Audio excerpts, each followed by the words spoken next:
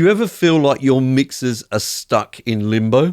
Let's talk about the hidden killer in your home studio. This video is sponsored by DistroKid. Follow the VIP link in the description down below to get 7% off an already amazing price to distribute your music to the world. Modern home producers like us have a lot of choices. A choice of DAWs, plugins, affordable gear, and, well, YouTube videos to watch. And it sounds amazing, right?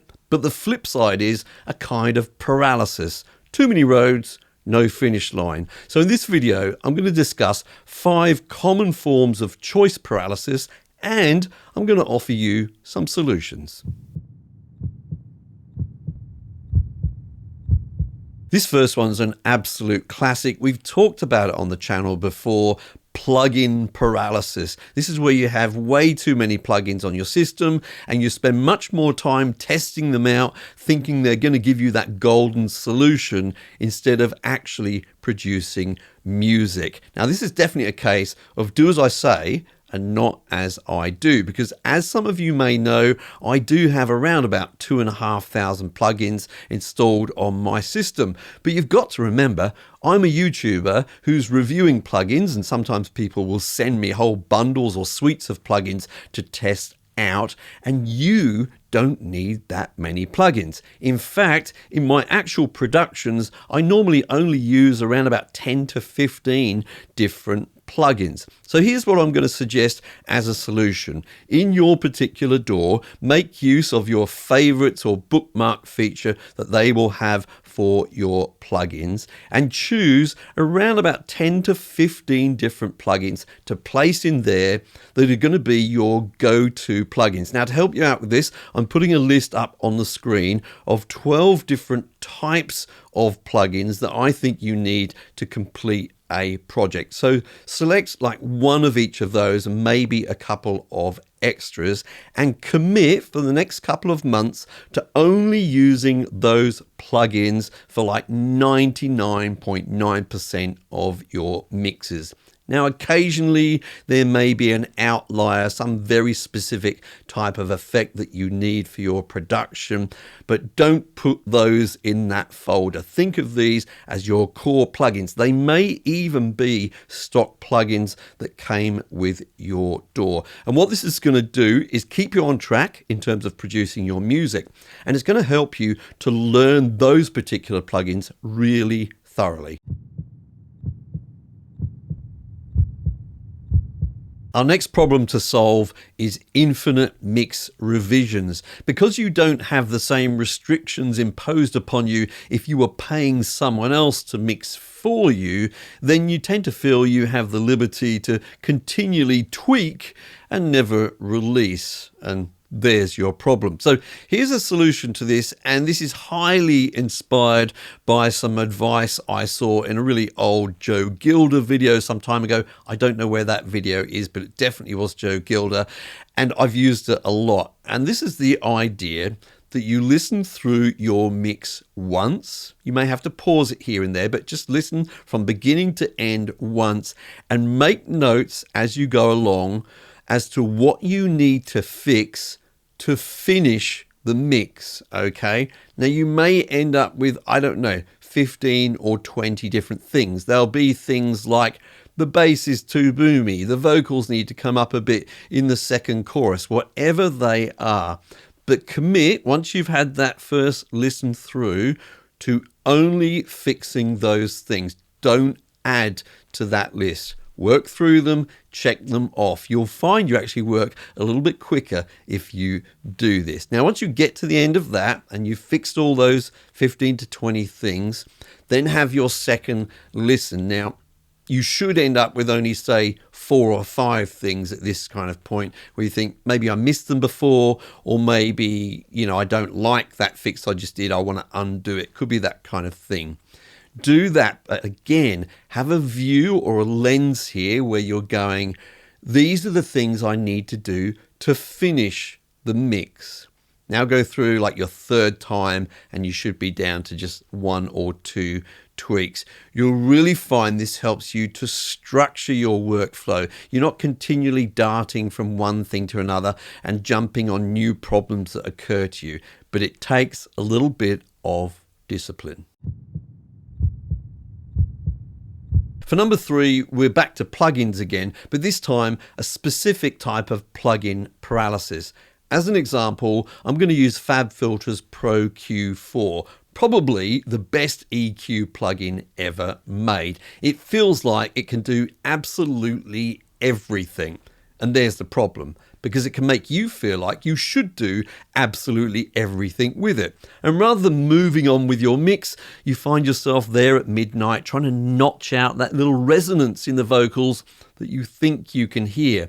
Now, another side effect of these types of plugins is it can make you feel there's no value in something like the humble 4-band EQ on an SSL channel strip. Why would you want to use that? It's so limiting.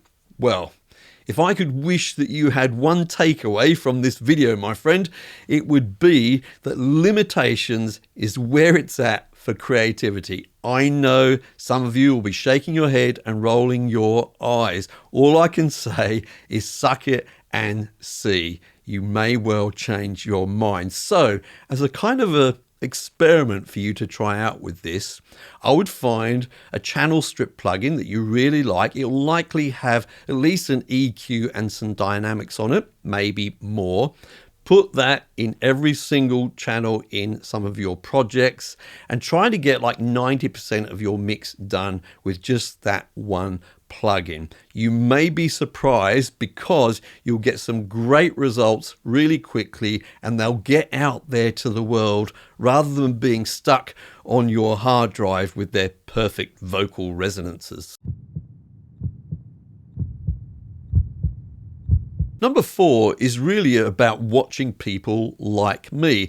Let's call it tutorial overload. This is where you spend a lot more time watching tutorials about how to do things than you do actually doing things. Now, the danger signals of this is when you're watching these tutorials at a time when you could be in your studio putting things into practice. Remember, knowledge is just the starting point. Until you actually put it into practice and refine it to your own taste, it really doesn't have any value at all.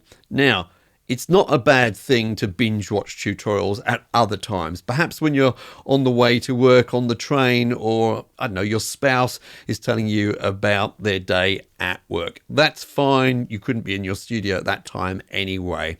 But what I would suggest you do is make a note of something you really want to learn. Perhaps you don't know yet how to use buses in your projects. So learn from some tutorials how to use buses and then start using them in your projects for a while, maybe a few weeks, and create this kind of base of skills regarding that particular topic. You can build on that from there when you learn about, say, things like parallel compression, for example, where you're going to be using buses. So always creating a base of knowledge and practice and expertise, and then adding layers to it after that. Trying to listen to everything at once and trying to get to learn everything at once is really not a way forward. So by far, I think the biggest problem we have, which creates paralysis, is having no deadline. Usually as a home music producer, you don't have a deadline, and that enables you to tweak forever. Now, I've got to tell you, one of the greatest things that's happened for me over the last few years is actually being a YouTuber. Often I find myself having to compose little pieces of music to use in videos as examples. I might spend, 4 or 5 hours on it. I have to quickly mix it and master it ready for the video. And it just has to be good enough at that point. And sure, there are some things out there that I wish weren't there because I don't think they sound that great. But in the big picture, it really doesn't matter that much. You move on and you hope to improve next time. And you do get better the more you actually go ahead and release things. Now, because you don't have any actual deadlines, or I'm assuming that many of you don't, then you have to kind of create a deadline. And the best way, in my opinion, to do that is to make a public announcement of some kind.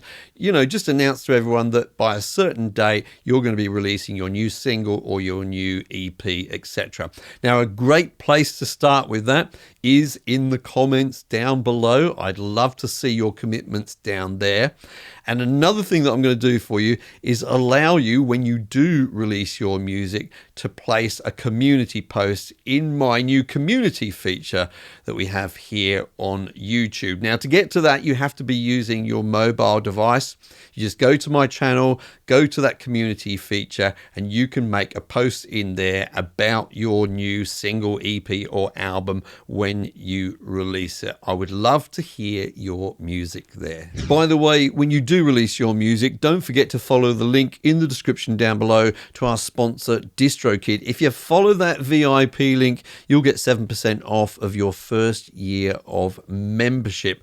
Also, if you think you want to take me up on the idea of using a channel strip plugin, check out this video that I made recently, which tells you all about how to use an SSL channel strip. Just for a few minutes of watching, you're going to learn everything you need to know about the controls of a plugin like that. Thank you so much for watching today. I'm Mike. I hope you're well, and I'll see you in the next video.